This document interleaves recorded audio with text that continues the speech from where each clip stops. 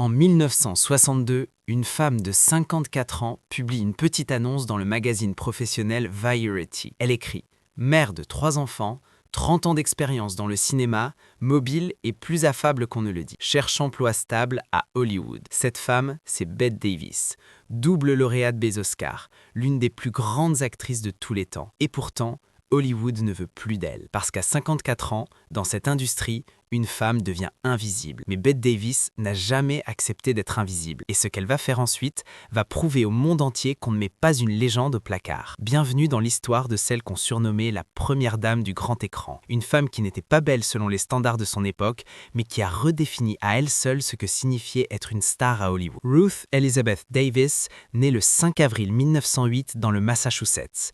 Très tôt, elle sait qu'elle veut jouer. Elle intègre la prestigieuse école d'art dramatique de John Murray Anderson à New York, où elle côtoie une autre future légende, Lucille Ball. Ce que peu de gens savent, c'est qu'avant cela, elle avait été rejetée par l'école d'Eva Le Gallienne. La raison ? On l'a jugée non sincère. Non sincère. L'ironie, c'est que Bette Davis va bâtir toute sa carrière sur la sincérité brutale de son jeu. En 1930, elle débarque à Hollywood. Et c'est un désastre. Universal Studios refuse de renouveler son contrat. Le verdict tombe comme un coup près.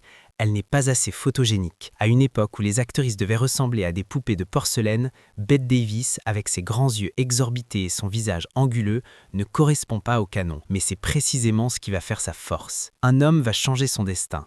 L'acteur George Arliss la remarque et insiste pour qu'elle soit engagée chez Warner Bros. En 1932. C'est le début d'une relation tumultueuse avec le studio qui va durer des décennies. En 1934, Bette Davis prend un risque insensé.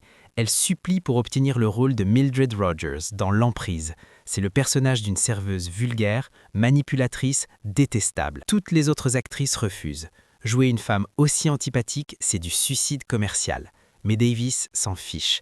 Elle veut prouver qu'une actrice peut incarner autre chose qu'une héroïne romantique. Et elle délivre une performance si intense, si crue, que les critiques sont stupéfaits. Quand elle n'est pas nominée aux Oscars cette année-là, le scandale est tel que l'Académie change ses règles et autorise les votes par écrit, du jamais vu. L'année suivante, elle remporte enfin son premier Oscar pour L'Intruse.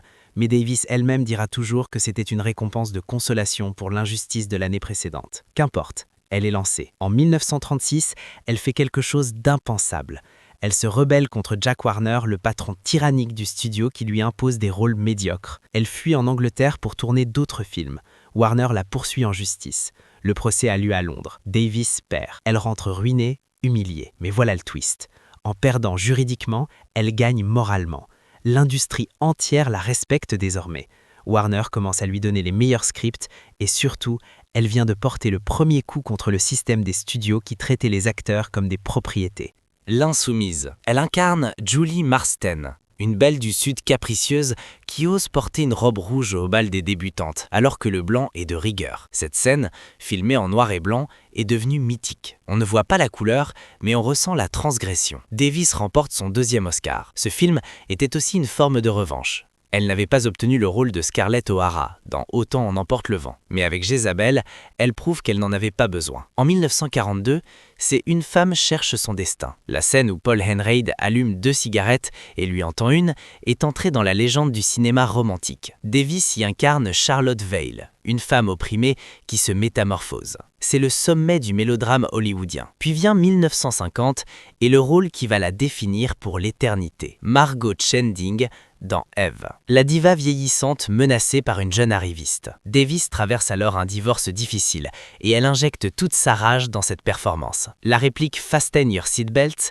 it's going to be a bumpy night » Attachez vos ceintures, la nuit va être agitée, est classée parmi les plus grandes répliques de l'histoire du cinéma par l'American Film Institute. Elle remporte le prix d'interprétation à Cannes. Mais les années 50 sont cruelles. Hollywood se désintéresse d'elle. C'est là qu'intervient la fameuse petite annonce de 1962. Et c'est aussi là qu'arrive Qu'est-il arrivé à Baby Jane ? Un film d'horreur psychologique à petit budget, tourné avec sa rivale de toujours, Joan Crawford. La rivalité entre ces 2 femmes est légendaire. Elle était réelle, viscérale, alimentée par des décennies de compétition. Sur le tournage, l'atmosphère est électrique. Davis s'enlaidit volontairement avec un maquillage grotesque qu'elle applique elle-même. Elle incarne Baby Jane avec une intensité terrifiante. Le film est un triomphe.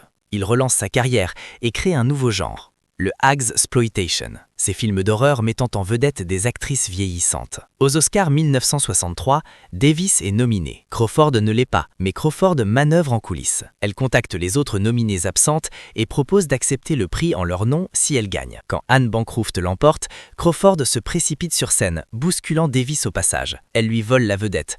C'est mesquin. C'est théâtral, c'est Hollywood dans toute sa splendeur toxique. Bette Davis a dit un jour de sa rivale « Le meilleur moment que j'ai passé avec Joan Crawford, c'est quand je l'ai poussé dans les escaliers dans Qu'est-il arrivé à Baby Jane ?» Elle a aussi dit « La vieillesse, ce n'est pas pour les mauviettes ».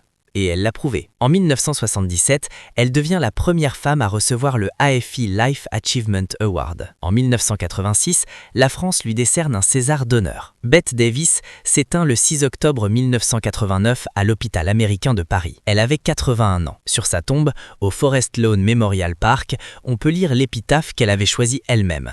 She did it the hard way. Elle l'a fait à la dure. Et c'est peut-être ça son plus grand héritage. Elle a prouvé qu'une femme pouvait être le héros de sa propre histoire sans être belle, sans être douce, sans être aimable. Elle a créé des personnages complexes, imparfaits, parfois détestables. Elle a ouvert la voie. Meryl Streep l'a citée comme sa principale inspiration. Et en 1981, quand Kim Carnes sort le tube Bette Davis Eyes, Davis, alors âgée de 73 ans, lui écrit une lettre pour la remercier de l'avoir rendue cool aux yeux de ses petits-enfants. Bette Davis n'était pas une beauté conventionnelle. Elle était bien mieux que ça. Elle était inoubliable.